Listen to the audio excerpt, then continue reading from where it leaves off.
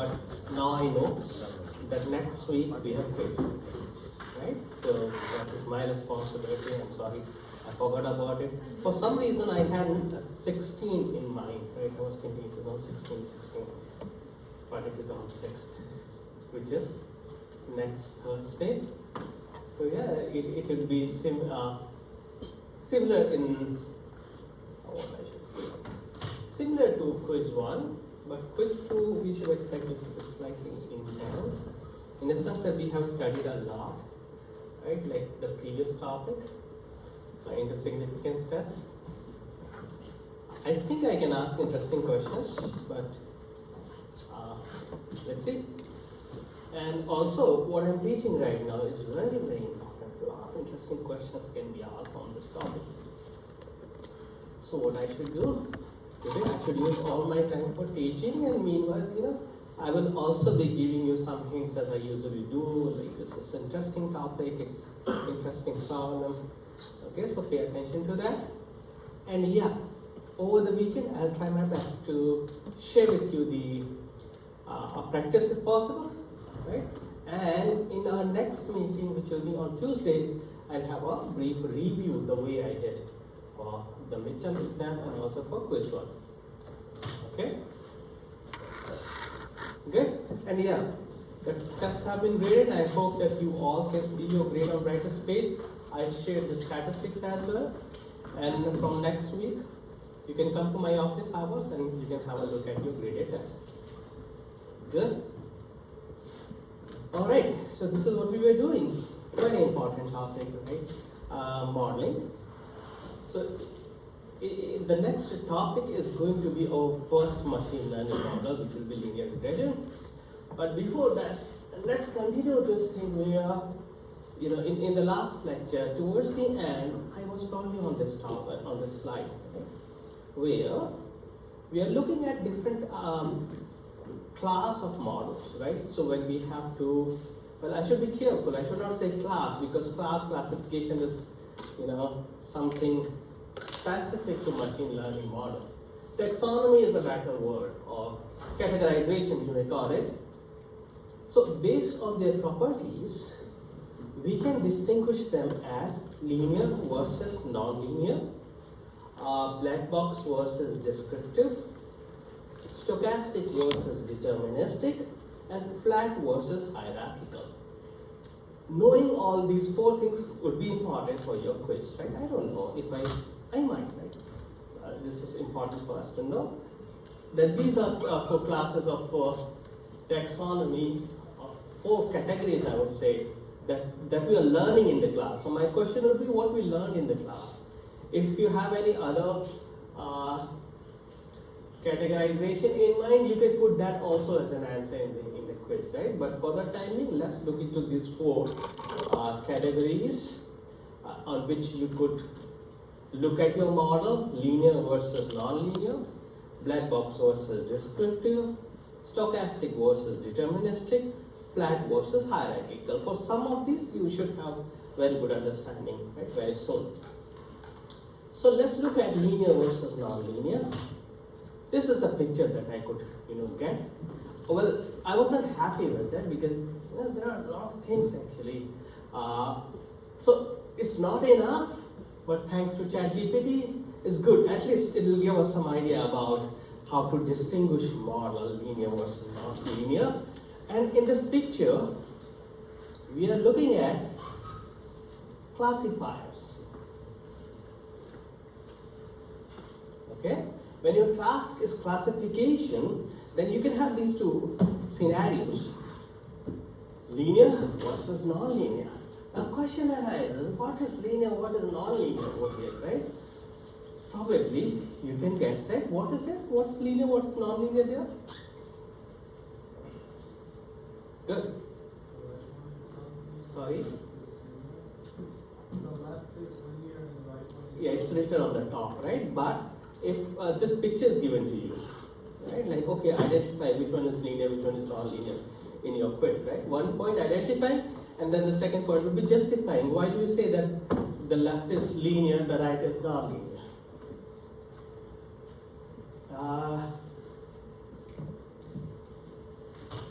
Yes. Straight line is curved line. Very good. What is it called? The straight line is a linear line. Yeah, that's fine. But what are these lines called? Or fit. Decision. Linear fit. I did not teach about that. A decision boundary. So in the classification, the model that you have, right? If you could visualize, right? Think about. Okay, we haven't learned about regression, but wait a second. Doesn't look like classification to me. The left one doesn't look like classification to me. The data is almost the same. Let me modify it a bit, right? I'm not happy with the left picture. So how will I modify? I will change these to cross. Cross, cross, cross. Now this problem fits in my classification context. Okay? Because here you have, okay, this is blue. Let me make it blue. So you need to learn a boundary. This is our decision boundary, right? That's what a classifier learns. Classifier learns a boundary so that it could divide the points into class 1 versus class 2.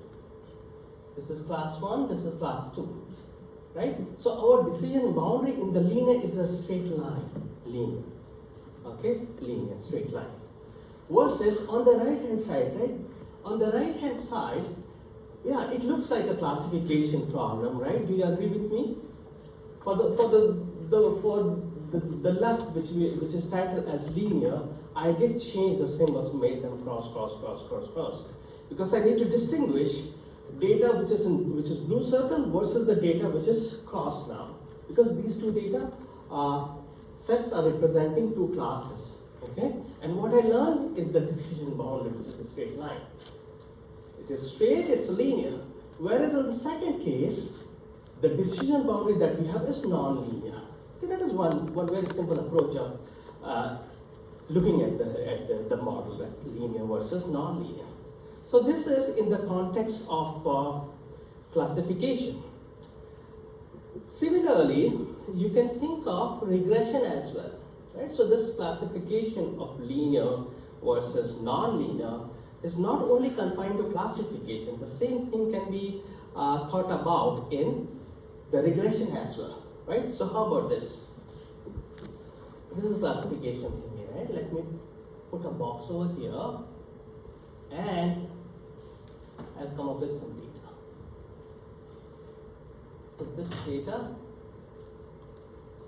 right? This is the data set. And for this data set, you would like to approximate it with the help of a line, right? This is linear model. Versus, if your data is like this, you see the difference? Here, the linear model is not going to work. So you'll have to have something non-linear. Got it? But this is simpler. I mean, identifying whether a model is, understanding, not identifying, understanding the concept of linear versus non-linear model is comparatively easier. Making sense? Right? In case of the classifier, we are learning a decision boundary. That's what you have in the original picture with some modification. In case of regression, let me write a regression over here.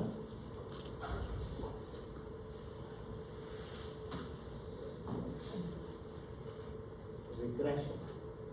In regression, you have to fit a curve to the data, right? So here, this is linear and this is non-linear, right? And this is something we should look into, right? What kind of A0 plus A1x. This is your x, right? That is linear. And non-linear could be A0 plus A1x plus A2x square, right? So x square, that's the non-linear term. Good? Fine? And now. All right? Question? Yeah, not Sorry about the picture, there was some issue. But anyway, let's move on to another,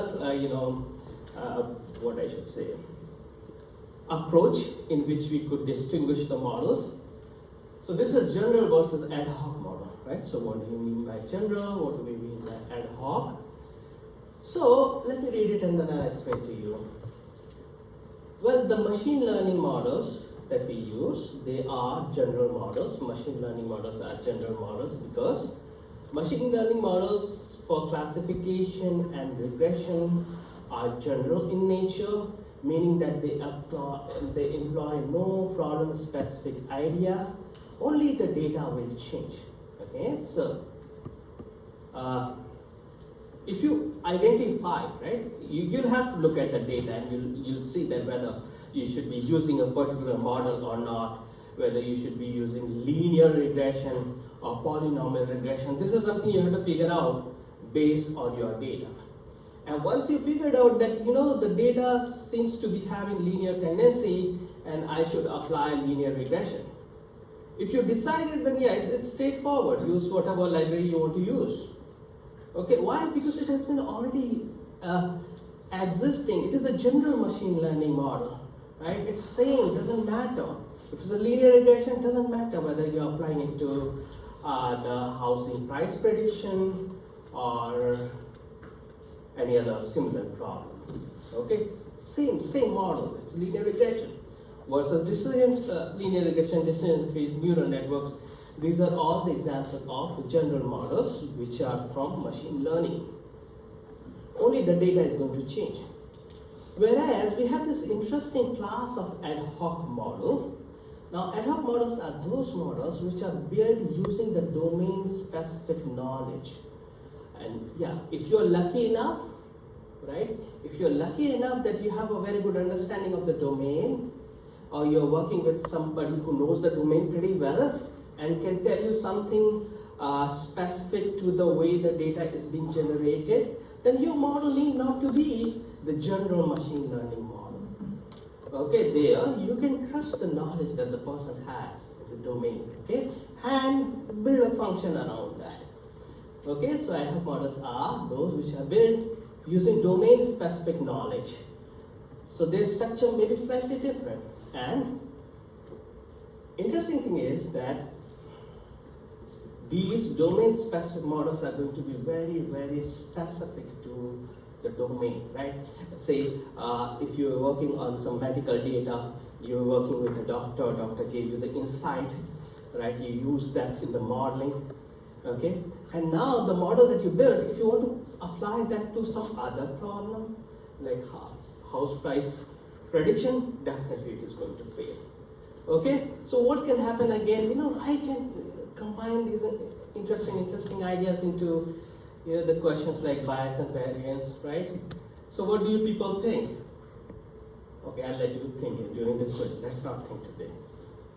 Question here: difference between ad hoc and general? Straightforward, right? And when you're preparing, right, I don't know how many of you do that, but yeah, I know some of you do that, right? Writing notes and now preparing for that, making use of AI, you can. While preparing, definitely you can, but not during the test. Examples of each, right? Example of an ad hoc model, example of general model. Okay. What should data scientists do? Should data scientists should the data science be biased towards one over the other? The answer is no. The data scientist should seek a general model, but even the ad hoc would be good, right? It all depends on how much information do you get. If you have the domain knowledge, if you're working with the domain expert, great. See if that knowledge can be exploited into the modeling. To the extent that you can just have an ad hoc model versus you can have the general model, right? It all depends. Now guys, this is going to be very, very interesting, okay? More interesting for the reason that today I'm better prepared compared to the last semester to discuss this topic. Okay, so let's see what is black box versus what is descriptive model. Could be one of the very, very important topic for your quiz, maybe for the exam. but let's have a look at it, right? So ideally models are descriptive, meaning that they explain why they are making certain decisions, right? So an example being the linear regression is considered descriptive because one can see which variable are being weighed heaviest, right? So let's think about a problem. You have the target variable y that you want to predict, and let's assume that we have these parameters. I will stick to A's A0 plus A1x1 plus A2x2 plus A3x3. Let's make it a little complex. A4x4 plus A5x5, right? So this is how you have trained your regression model. Where y is the target variable that you want to predict, and from the data that you got, you learn these parameters, right? So the learning happened in terms of these coefficients. How? We will see that very soon. So after training, you'll get these values of coefficients A0 till A5. Good? Now, once you have got these values, right, then these values will indicate you, will give you some idea about which feature is important for predicting the value of y. Is that making sense? Right? So these features, these parameters that you have A0 to A5, when you have these values from the training data, will give you the relative importance of each of these features to predict what? The target variable. Right? So that means this is what? This is descriptive model. Why descriptive? Because these parameters that we are getting after learning on the training data is giving us some information about how the prediction is being made. Right? As an example, assume that this y that we have here is for our favorite example, my favorite example, the price of a house. And we figured out that the value of A3 has been the greatest of all these, right? A3 was the largest of all A's, okay? And X3 is some feature that is, and X3 is area of the house, right? Just coming up with an example. So this model would say, okay, fine, you know what? This area feature has been the most important feature in predicting the value of y being the house price, right? So yes, it is descriptive for that reason. Unfortunately, the model which has been, like the deep learning models and all, their origin is in artificial neural networks, right? Artificial neural networks have been there for years, right? At least, I would say, at least for 50 years, maybe a little more. They are very good for this kind of problem, right? Basic, simple artificial neural network, which we call as multi-layer perceptron. Not saying anything about deep learning, right? That will come later. Unfortunately, artificial neural network-based models are black box. They are great. They do excellent job.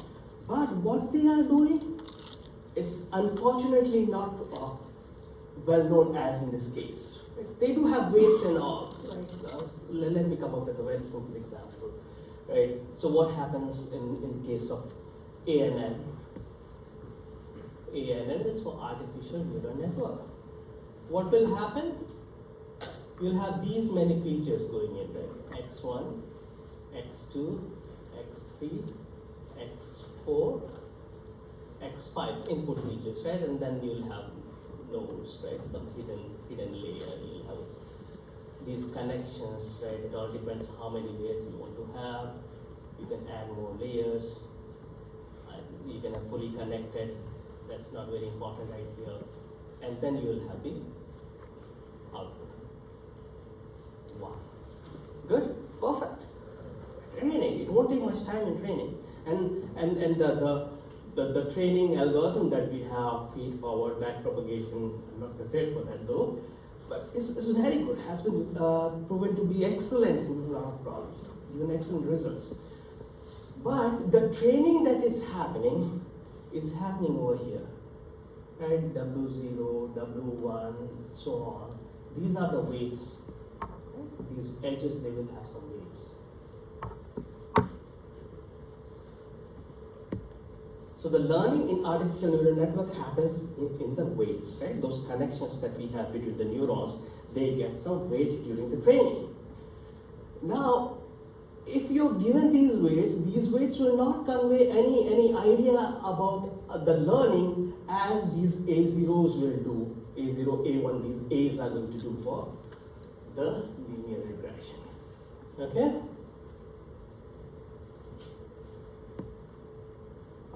Right, sorry about this thing. I have to erase this part a little bit. And here we go. The neural networks are artificial neural networks, right? ANNs, artificial neural network models are generally opaque, right? So this is something, I hope you understood. What you should do, let me finish this slide and then I'll talk about what I have in my head right now. Now, let me talk about this experiment that has been discussed in our textbook, which is about, I believe, some project that was carried out in military. And what they were doing, they were building a classifier to classify the vehicles, right? To distinguish cars from the trucks. Okay? And yeah, the pictures were taken and they were tried on the training data. The model did pretty well. And the model was neural network based, ANN based. And when it was tried on the test data, the model did horribly wrong. Then, when the performance was not good, they started looking into the training and all. They started looking at those images that they had used for training and testing. And interestingly, they found out that most probably, right, I might be mixing these two things, the images of the cars were taken on the sunny day, and the images of the trucks were taken on a cloudy day. Right? So this is a minor thing that, I should not say minor, but not that difficult to spot. Right? Human being, we can spot, right?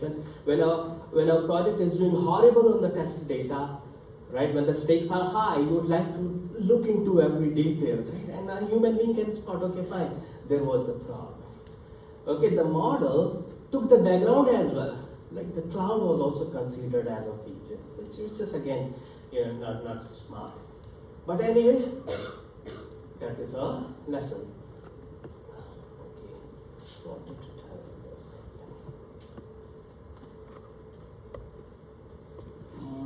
Yep.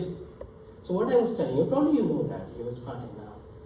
Whenever you believe that the instructor didn't do a great job in explaining, and probably your curiosity is not satisfied by the content in the textbook also, feel free, right? Use your favorite AI tool. That's what I do, right? When every day before the lecture I spend some time. You can see that, yeah, you saw that, right? The picture that I had was generated by AI. Good. Now let's look at let's look at a very interesting model, decision tree. Okay, I wish I could teach decision tree, never got the chance to teach, but let's at least look at its structure. Yeah, sorry. So the problem with the cars and trucks one was that the data set would have issues, or was it that the model was okay? The data had the issue, and the model is good too.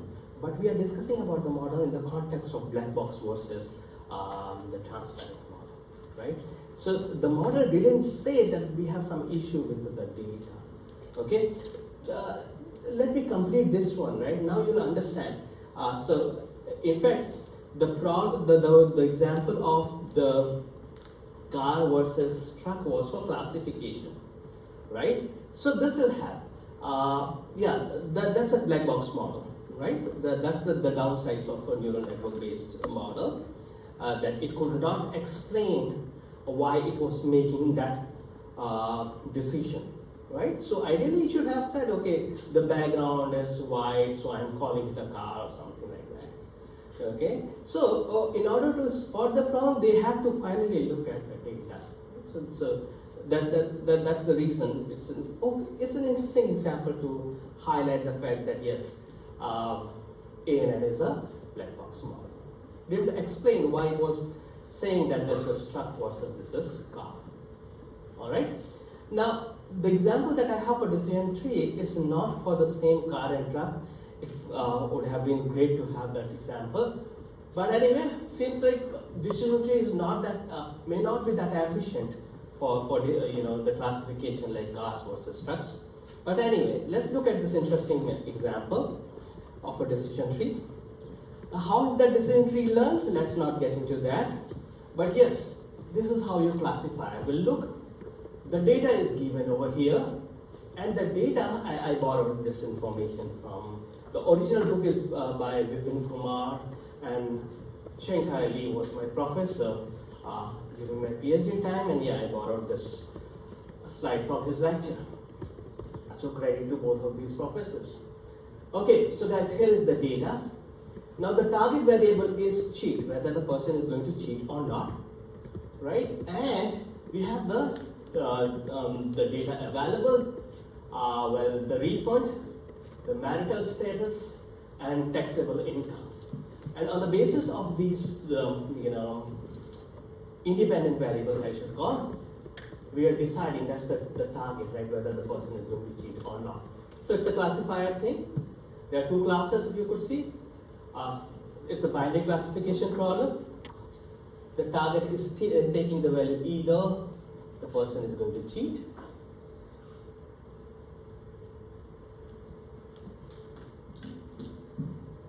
these are all cheating cases. Oh, sorry, these are not cheating cases, and then yes is the case where the person is going to cheat. Alright, so how is this decision tree induced? It's called inducing decision tree on the data. We are not discussing that, okay? That involves some understanding of probability, information theory, entropy, which is very, very interesting. A little mathematical, but very, very interesting. Anyway, so guys, this is your classifier. This is your decision tree. Yeah, it looks like a tree. The interesting thing is, if you pay attention to these yellow boxes or the yellow nodes, then these yellow nodes correspond to the features, right? So the first feature, which is our root, is the refund. So what the decision tree is saying? The decision tree is saying that if the refund is yes, right, then that person is not going to cheat. Right? Let's cross check from the data that we have. So the refund is yes here.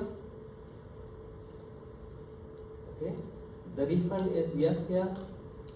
It's not cheating, right? The refund is yes here, not cheating.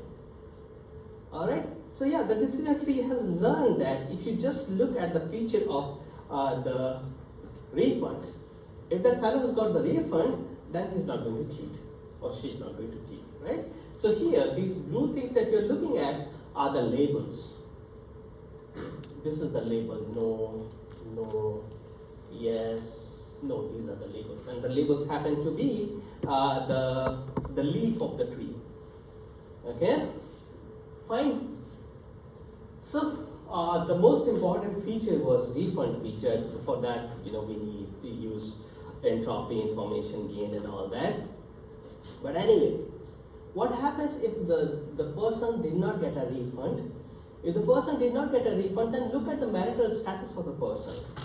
If the person did not get a refund but is married, then that person is not going to cheat, right? And if a person did not get a refund and is a single or divorced but has the income less than 80K, then he's also not going to cheat, right? Whether it is making sense or not in our real life, let's not worry about that. What we need to worry about is that this decision tree is being induced by the data, and there is a magic that goes behind the scene. Magic of math and information gain, entropy, and all that. So why did we discuss all these things, guys? if you look at the picture, right, then there's a lot of information, right? Like how are we making the classification, right? How are we making the classification is explained by this model. How? Look at these nodes, right? So the nodes are telling you the whole story. The node is telling you the whole story, like what is our criteria? Okay, what is our criteria? So hopefully, right, if I could connect it, although it is going to be very difficult, if I could connect it to, guys, negative marks for talking, right? Still, what's going on? Sometimes, right, I didn't have it, you're still doing it. What's going on? If you have any question, let me know. You okay? What's your name? I'll talk to you after the lecture. Both of you. Guys, I don't have any presentation, but you do have presentation, right? The course presentation, project presentation. It is difficult, right? Preparing a lecture, that too for data science, I have communicated multiple times. It's not easy, right? Please be respectful to all these students, right, who are paying a lot of attention to the lecture. I hope so. At least they are not distracting you. Okay? I would like to talk to you after the lecture. So guys, how's it going? Good? So once the decision tree has been learned and you have a new sample that you want to classify, then that's the exercise. Why are we learning? We are learning a model so that we could make some prediction on a data that we haven't seen yet. Test data. Right? So how will you go about it? This is your test data, right? You look at the very first feature, which is refund, and the refund is yes. If the refund is yes, then yes, this person is not going to cheat, right? Well, that's the beauty of decision tree, right? It is descriptive. Question. There are other models also that are descriptive, but that's a beautiful model. All right, let's go on to the next topic, which is about levels of modeling. So, if the problem is very simple, we may be happy with just one level of modeling, right? If the problem is slightly complex, as it has been mentioned over here, the interesting problems, they usually exist on several different levels, and each of which require independent submodels. It can happen. Let's look at the example that we have over here. So for this complex task, like when you're predicting the future price of a stock, then the future price of a stock, doing that prediction is difficult, right? It's not so easy. So what should happen, since the stock of the price is such a complex problem that there are multiple factors that determines the price, so it will be good if we could have our model as natural as possible, because some of the factors could be like the factor that determines the general state of the economy, something that has nothing to that has no there are multiple factors for the stock price, right? So one of the factors is the general state of the economy. Then the other factor is how the balance sheet of the company. Then there is this other factor also, like how are the companies in that sector performing, right? Again, it's an example, right? We don't have much of detail, but it has been provided just to give you some idea that if your problem is really complex, where it doesn't make sense to have all the features at one level, why not have some submodels so that one submodel is taking care of those features which are directly related somewhere. Okay? And then rather than having one model, I tried to get the picture for this one, couldn't succeed. So let me draw one, right? If this is the ultimate model that you have, then what you can do is maybe have model M1, model M2, model M3, and model M4. Okay, and for these you can have different features, right? And your final model that you have is taking the inputs from these M1, M2, M3, and M4. So what is happening, rather than having one flat model, right? So these topics are connected, okay? Flat versus hierarchical and multi-level modeling. It's very smart, right? And here, by doing this, you can have some transparency as well in your model. You can make your model more descriptive rather than a black box. If you all the features you plug together in one model versus coming up with the modeling at different levels, here you'll have more transparency. You can explain, right, what did your first model M1 learn. So this M1 might have learned the general state of economy. M2 might have learned the balance sheet, right? And then M3 might have learned how the industry is doing. All right, so I hope this will give you some idea about this concept of modeling with different levels. So this hierarchical thing is also related. For in multi-level modeling, when you're imposing hierarchy, imposing a hierarchical structure on the model permits it to be built and evaluated in a logical and transparent way instead of just like a black box. And interesting is the fact that if you adopt this approach, right, of modeling hierarchically, it may so happen that some of the sub-models that you're thinking of or some sub-problems, they may be tied to some theory-based first principle models, right? So yeah, that will be extremely useful, guys. And honestly admitting, I didn't know about these things. I knew about machine learning, but didn't know about these aspects. Yeah. In this model where we have multiple levels, does that mean like the accuracy of multiple increase? When we have multiple models, then what? Sorry, I didn't follow after that. Would the accuracy like greatly decrease if you're using multiple No, models? no. See, accuracy was only dependent on how well we are doing, right? So you'll see the accuracy very soon. Its formula is very simple. You will see that true positive plus true positive divided by true positive plus true positive plus 1 positive false negative. It has nothing to do with how you model. Also, what will happen with the very good question. So this has to do with how effective your modeling could be. Effective in the sense how descriptive, again, transparent and descriptive is same. How transparent your modeling could be, how descriptive it could be, and it will open the opportunity for having some of sub-models as first principle models versus some data driven models, right? So I don't think it will be anyway negative in terms of the accuracy. What exactly do you mean by first principle? First principle model, very important topic.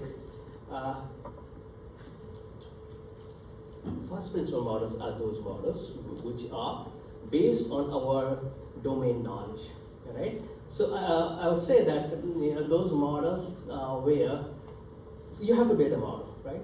And for that model, data is given to you, and along with the data, you're also told about the process that is generating the data. And it is possible that the process which is being so the data is given to you, and you're also given the information about the process. And if that process could be somehow captured in equations and all, right, which you can exploit in your modeling, then that will become an example of a first-hand model. Sorry, first principle model. Theoretically based, theory-based first principle model. So I believe we already learned about it. Again, a very important topic. First principle model versus data-driven model. In the data-driven model, we don't have any background about how the data has been generated. Everything you have to learn from the data itself. Okay? We don't know how the data has been generated. Not to the extent where, as it would be possible in first principle model.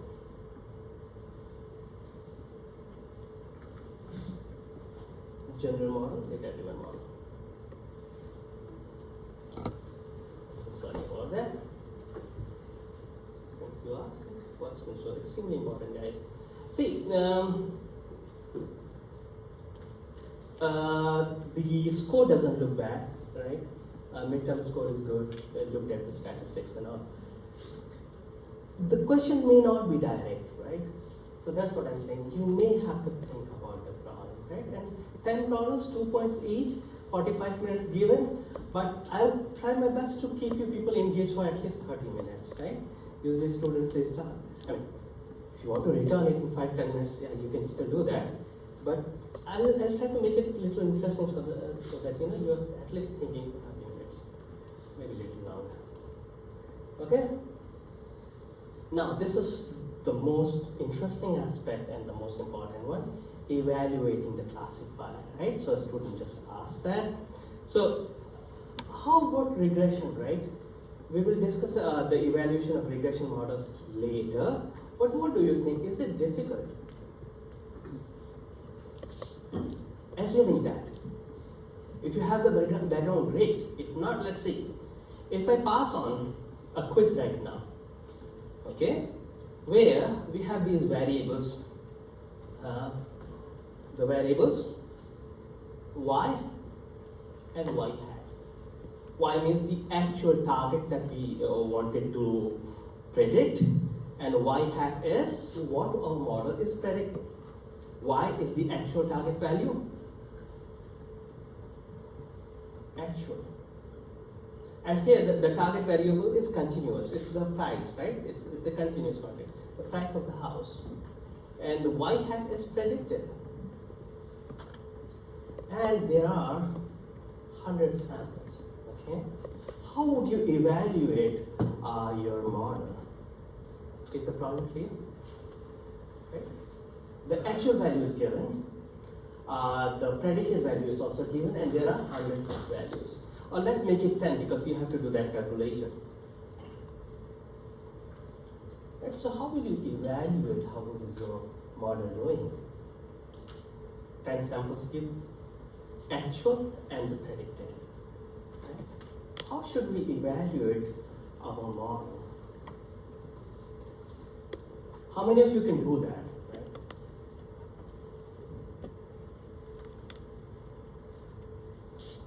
Or how will, okay, you all know your score, right, most of you. How do you evaluate your performance? That's a little vague question to ask, but just to, you know, encourage you people to this problem, right? I thought, okay, fine. For your score, it's a little vague, right? You may be happy with 75, good. Yeah, why not? Let's think about it. Your expectation of the score, right?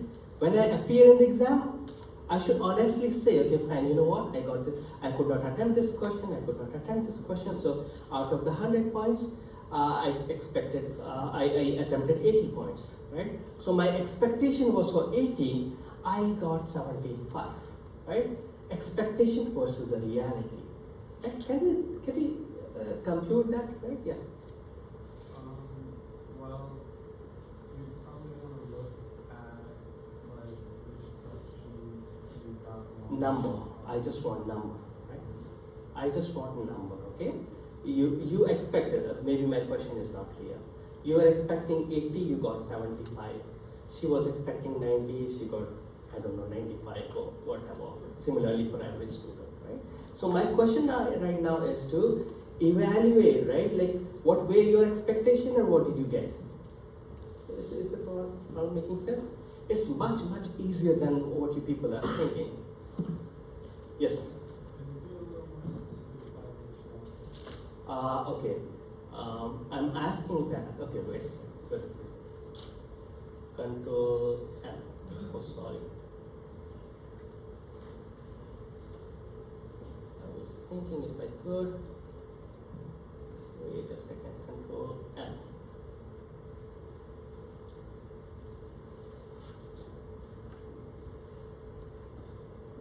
So let me stick to this problem only, right? Of expectation and the result that you got. It's not the statistics expectation, right? It's the expectation that we had, right? The expectation that I'm doing excellent and the review got me 2 out of 5, something like that. What they expected, what I did. So expectation and reality Student 1 was expecting 80, got 75. Someone who was expecting 70, got 72. Was expecting 90, got 85. Was expecting 30, got 40. You see that? Expecting 100, got 95. Expecting 70, got 73. Right? So we have to come see how off we are from expectation to reality, right? Yeah. Well, what I was saying in like looking at which ones you got wrong that you thought were right is that those would be like false negatives, I think. I'm not letting you see your score, right? I'm just telling you what you got. Right? It's much simpler. So that's why I'm saying people are thinking a little hard. It's much simpler. Yeah. You just take the difference. Take the difference. Sorry, this is what I want. Just take this difference, right? So as to see. Okay, yeah. Go ahead. I meant like trying to relate to the original question you asked me. So I probably left that original question behind. I left the original question behind. Let's look at this one, and this will answer your original question also. So guys, I'm sorry about the vague question. If I'm asking, probably I'm asking a vague question.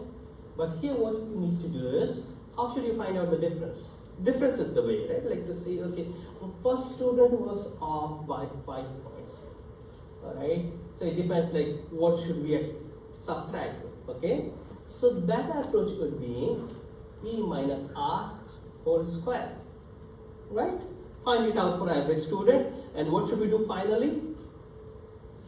Average it out, right?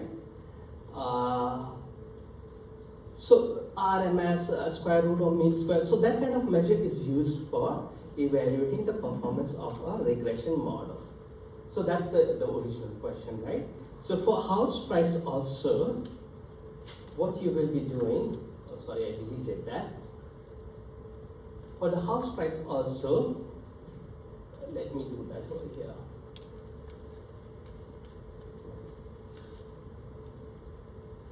If this is our y actual, y hat is what you expected.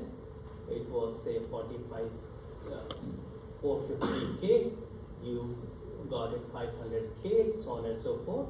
So what you will do, you will find out the difference, square it up, I'll come to you. Then do the average, right? That's one measure, and the other measure would be to square root of that thing. So it's that simple. That is the reason we will take up the performance of the regression model later. We will first discuss the classifier. And yeah. So we just look for the variance or standard deviation for the error? No. What is variance? What is standard deviation? For variance and standard deviation, you need the mean, right? Think about it. Right? It's much simpler. Just squaring the difference and taking its average. Wouldn't you treat the expectation as like the mean though? Or like the... This, I told you, right? When I'm saying expectation, that this expectation is not the probability expectation. It is the expectation that we use in our day-to-day life. It's not probability of x multiplied by x. No, it's simple expectation in the real life. Okay. So sorry if I left you people confused. Let's look at this interesting thing first, right? Because this is very simple. So we will first learn about the measures that we use to evaluate classifiers, and we will start with the simple case. We will confine ourselves to the simple case of binary classification, where there are two classes possible: positive class and negative class. Okay, let's use the next few minutes for review.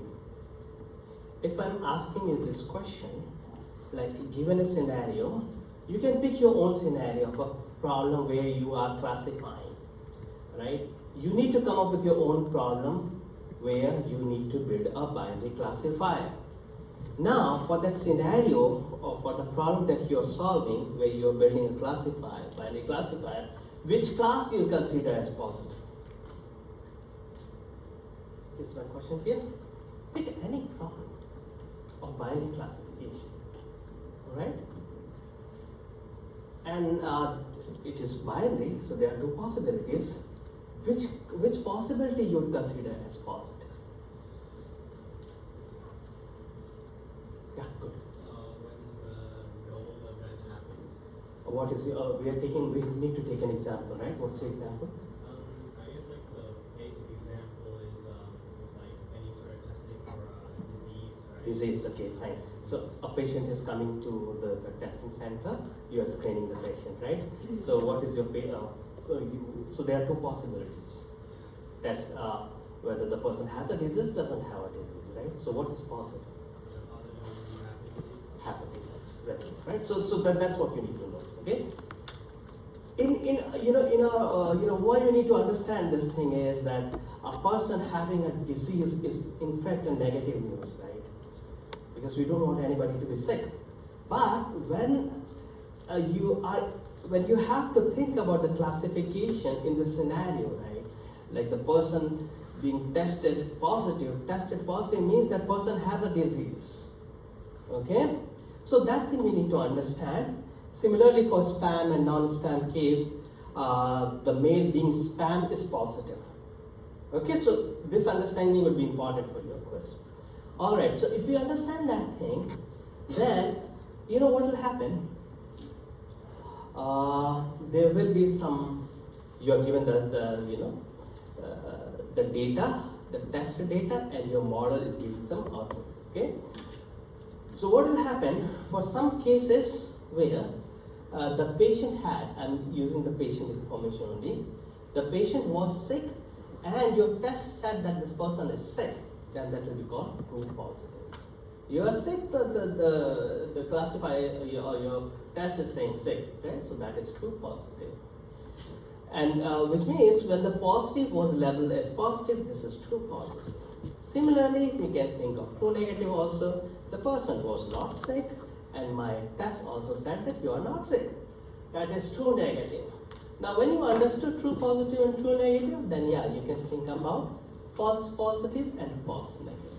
False positive is when the patient was healthy, but my test said that you are sick. That's false positive, right? It's false.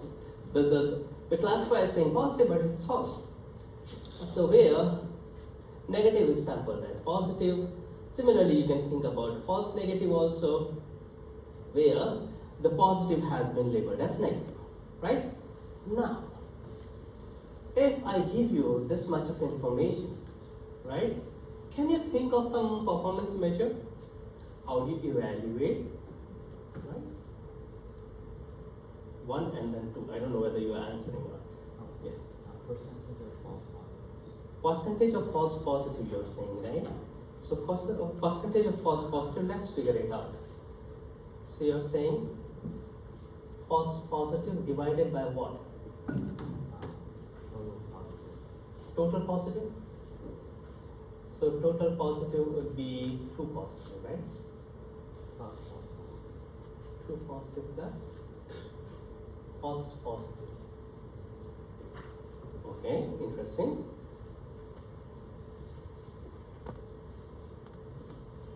Good.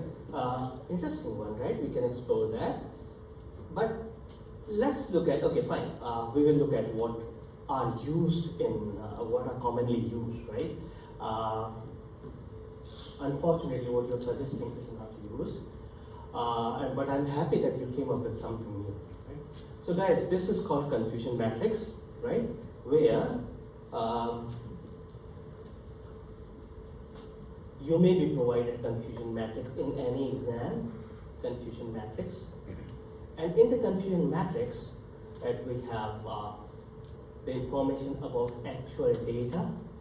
Let's assume that we have 100 samples available. And for the 100 samples, 50 are positive and 50 are negative, right? So when the training is done, then training is ideally done on the balanced classes, right? Balanced class means in our training data, we have 50% positive, 50% negative.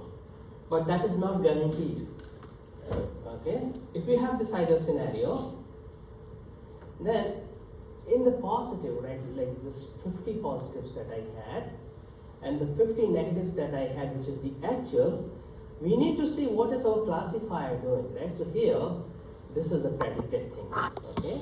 So the prediction could be positive or could be negative, all right? And then if you understood this thing, if you could visualize it, you can get this kind of confusion matrix, all right? Where the blue thing that you see, which is coming in the diagonal, corresponds to true positive and true negative, right? So this is positive event. No, positive, I mean, I should be very, very careful. Favorable, I should call this favorable results. Why favorable results? Because the positive was labeled as positive, negative was labeled as negative. We didn't make any error. When I'm saying favorable means we did not make any error in the prediction. If the patient was sick, we tested the person as sick. When the patient was healthy, we tested the patient as healthy. Okay, true positive and true negative. And these negatives are the false negative and false positive are the cases where we made mistakes, right? False positive, when the person was healthy, we call that person as sick, and false negative, when the person was sick and we call the person as healthy. Good? Okay, I think I have another picture, so for that reason I'll have to erase the stuff, everything, okay?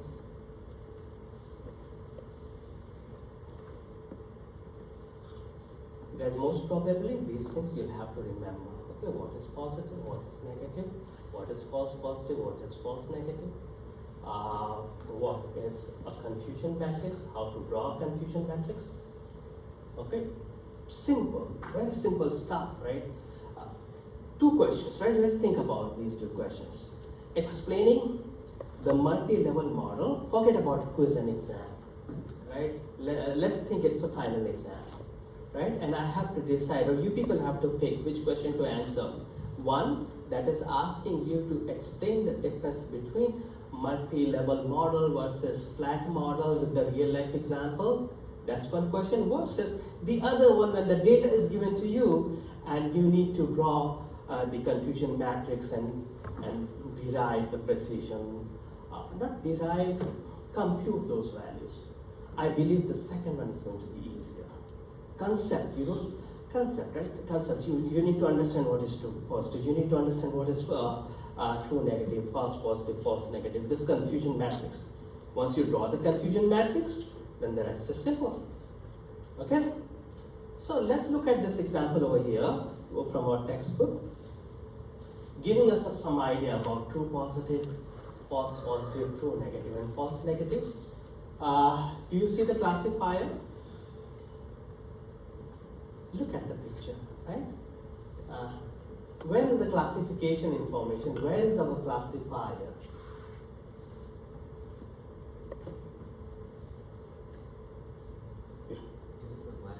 It's the black middle line, right? That is the classifier which is determining what goes as positive and what goes as negative. So let me give you the background. This data is about the height of male and female, and yeah, our classifier that we have here, you can call that as decision boundary also, right? Oh, sorry about my handwriting. Decision boundary is what I want to write boundary. Now the classifier says that based on the decision boundary, that if the height of the person is greater than 170, little less than 170, let's call it 168. Okay, let me write to 168. 168. If the height is greater than 168, then that person would be classified as male. If the height is less than 168, then that person is female, right? So what is positive in this case? What are we considering as positive? What gender we are considering as positive in this example?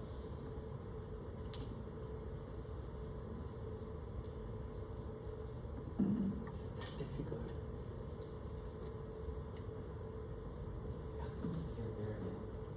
Here we are considering that as men, right? Because the positive side is on the right hand side, which we are in this example considering that as male. Right? So here the distribution that you're looking at, the blue distribution corresponds to the male data, and the orange distribution that you are looking at corresponds to female data. Good? Right? Now, and you can see that we have a problem. Where is the problem region?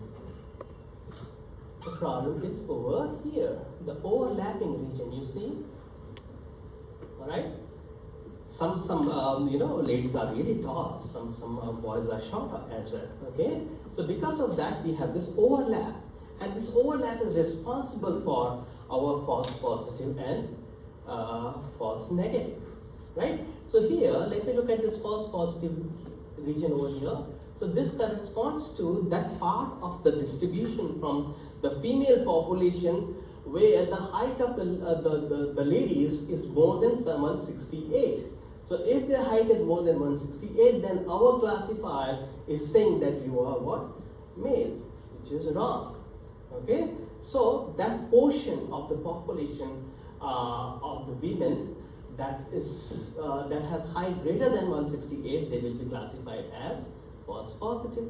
Similarly, the portion of the male population with the height less than 168, they will be classified as female, which is again false negative. Right? So, interesting thing is that the picture over here is trying to explain the concept of the confusion matrix. Alright guys, let me skip this slide, which I'll definitely cover. Let's look at the accuracy. Okay, so what will happen? I want to have at least these topics: precision, accuracy, precision, recall, and F measure. At least that much in your quiz, right? So hopefully I'll be able to finish these topics today. If not, then I'll cover the remaining part on Tuesday.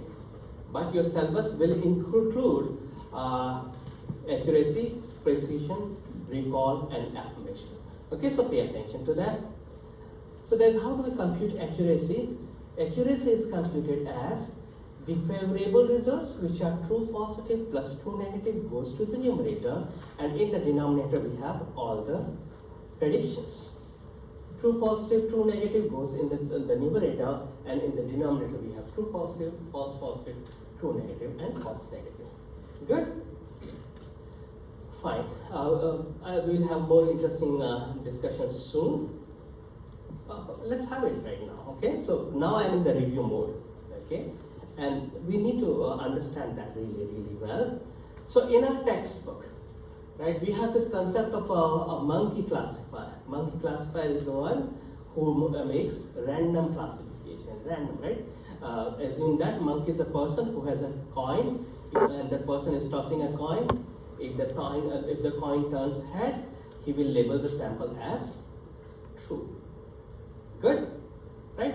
Now, if I say, right, that given this accuracy, and you should know what is accuracy, how we compute accuracy, okay? Right? Because if you, I don't think you have any choice. You'll have to say that yes, we'll remember, because cheat sheet not allowed. And I will not provide this formula in your cheat sheet. Okay? So, what is the gain? The gain is that just for writing this formula correctly, you are getting 1 point out of 2 points. Right? And the other point you'll get for doing the calculation. How does that sound? It's very important thing, right? Some of you are really, I'm so happy to meet some of you who are really interested in pursuing data sciences in your career or machine learning in your career. It's very important, very basic concept you should know. Not that difficult. You remember. All the favorable cases, true positive plus true negative, divided by true positive plus true negative plus false positive plus false negative. Good? Now, tell me, what will be the accuracy of your monkey classifier?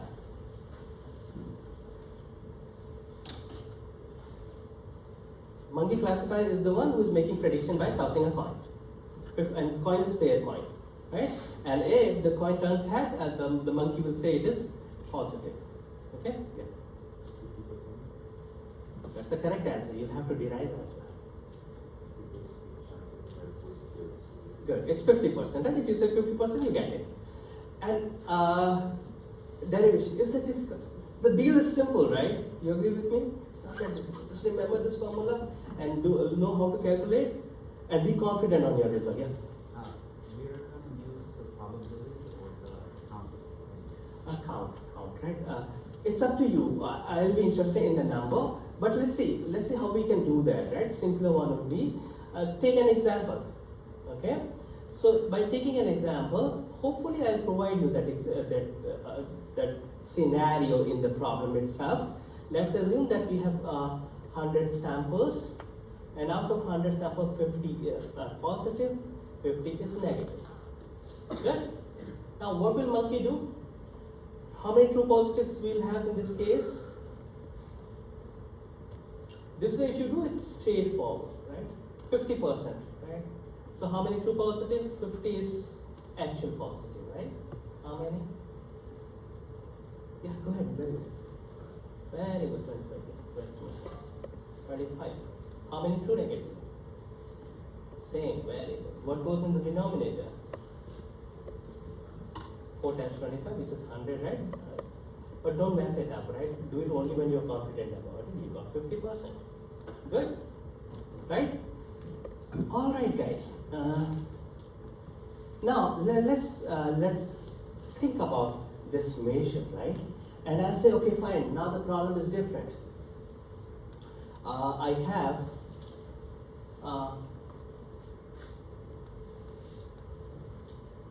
90 is positive, 90 is negative, 10 is positive, right? What will our monkey do? 90 negative and 10 positive. What will our monkey do? You need to sign and pass it to the back.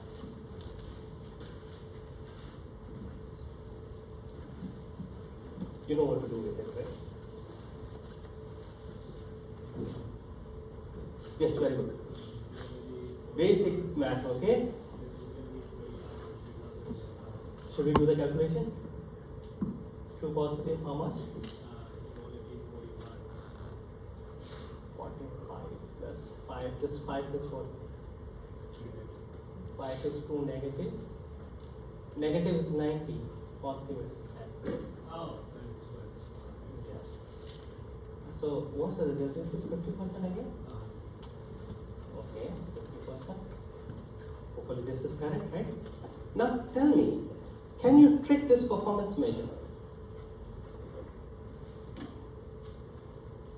Can you trick this performance measure? Can you break this performance measure with a very silly classifier? That's my question here.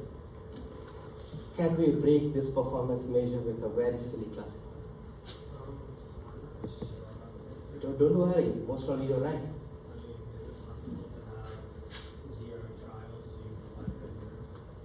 No.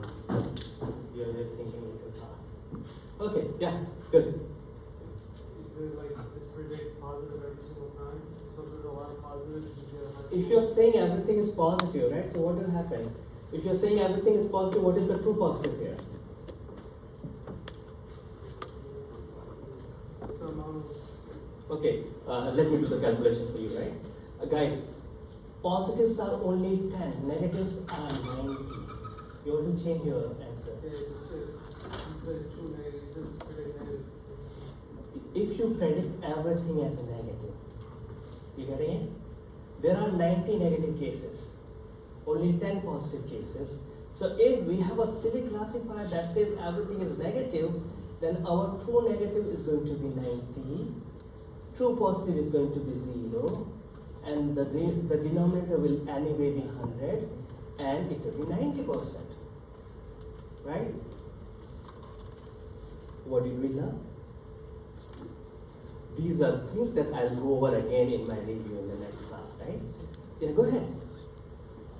There's like 10 positives. 10 positives, And with 90 negatives, right? We have an amazing 90% accuracy classifier that is saying everything is negative, right? So a true negative becomes 90, right? So pay attention, right? What will follow is, wait a second.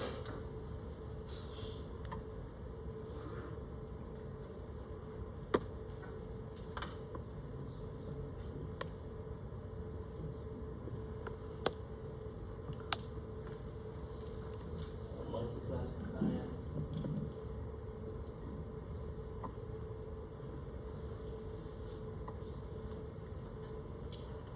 Picking the biggest class, yes, better than 50%. We learned that, right? What happened? I changed. Okay, wait a second. I should rather delete this thing, and that's causing all the confusion. No more 50-50. Or class. See, this is called the class distribution, even versus skewed, or by skewed distribution we call it. Out of 100, 10 positive, 90 negative. This is the example of skewed distribution. Skewed class distribution, or you can also call it as uneven. Uneven class distribution. Even would be 50-50. And this is uneven. This is what 10-90. Alright, so now it will make more sense. Picking the biggest class is more than 50%. In our example, it is 90%. Because the true negative is going to be 90. True positive here is going to be 0. Good, and put the numbers and you have the answer. So, okay, precision. What is precision saying? Oh, everything is important over here, right? When P is very, very small, then N means total number of samples. Accuracy is a silly measure. We figured it out, right? What did we learn? We learned this feature, that accuracy is silly. Right? Prove that. Okay? And this will be silly when our positive is very, very small compared to the total number of samples. Okay, so this is something I would like the people to work on. Maybe I'll take that in my review and we'll discuss that. But yes, if only 5% of the test says cancer, you are happy with 50% accurate monkey, you can derive it. Most probably the monkey will be 50% accurate, but our classifier, we'll have to see what will our classifier do. Now let's learn about another measure better than the accuracy, which is called precision. Let me challenge you, right? I mean, this is the case with me, may not be the case with you people. You have to come up with some reasoning, right? And that's how you remember the formula for precision and recall, okay? And then there's an F measure. So in precision, it is true positive divided by total positives that your classifier is giving you, right? True positive divided by total positives that your classifier is telling you. So total positive that the classifier is telling you would be true positive plus false positive. Good, right? I was correct. Okay, I was looking at the slide just. So you have to come up with this trick so that you remember. Okay, one more time. Precision is true positive divided by the number of positives that my classifier is telling. That's the precision. And recall is in fact true positive divided by number of actual positives. Okay? Recall is true positive divided by number of actual positives. Right? So let's look at it. True positive divided by true positive plus false negative. What is false negative? False negative is in fact that proportion which was positive, but our classifier is calling that as negative, right? That's the recall. So these are going to be very, very interesting formula. And yeah, it makes sense to award you people for remembering the formula also, right? So the digit should be 1 point for formula and 1 point for doing the calculation. Good? And then we have an F measure. which is the best compromise between recall and precision. It is computed as 2 times precision multiplied by recall divided by precision plus recall. Okay? And in fact, this affirmation that we have is the harmonic mean of precision and recall. So the last 10 minutes were very, very important thing, right? Even in the remaining 5 minutes we'll continue with this important discussion only. Good? So we have only seen the formula, right? Let's see if we could discuss something interesting in this context.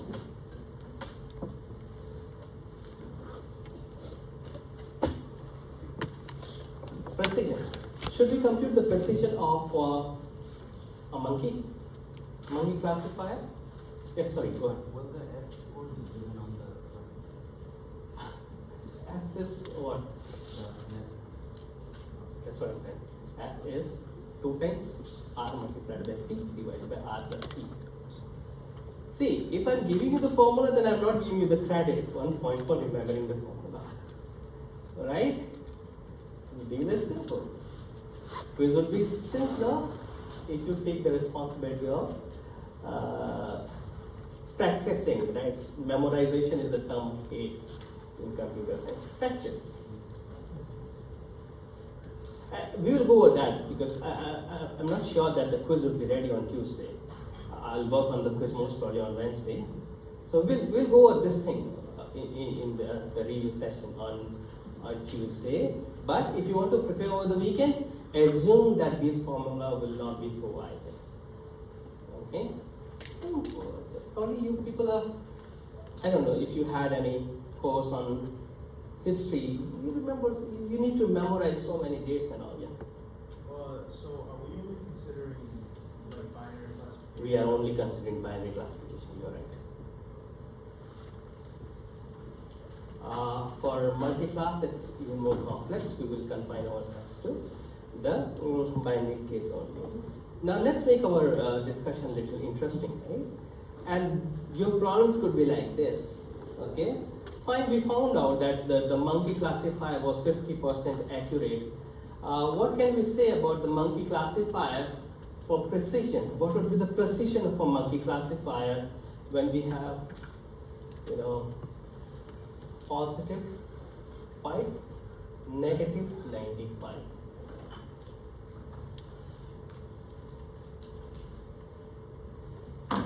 The same approach, right? Apply true positive. What would be true positive here? True positive is going to be 5 by 2. It's monkey. And then our true positive in the denominator plus false positive. False positive, what would be the false positive number? Plus 95 by 2. Okay. This 5%. Good? Right? And how about that intelligent classifier that would achieve 95% accuracy here? Right? Which will call everything as negative. You understand? There are 2 scenarios, if you remember, if you're taking the note. One is monkey, and the other one is a little silly, but is calling everything as negative. Right? What will be the precision of that? It will be 0 by 0, but we consider that 0 by 0 as 0. True positive 0. Right? So one interesting thing, you should have one pattern that you should see in the precision and recall is that our numerator is true positive. Right? In case of precision as well as the recall, our numerator is true positive. So you can't beat these classifiers by calling everything as negative. You can do that, the performance value, right? You can't beat recall and precision by trying that trick where you're labeling everything as negative. That will work for accuracy, but that will not work for precision and recall. Okay, I'll stop right here. And I've given you the hints, right? If you want to prepare, you can prepare on these lines. See you next time.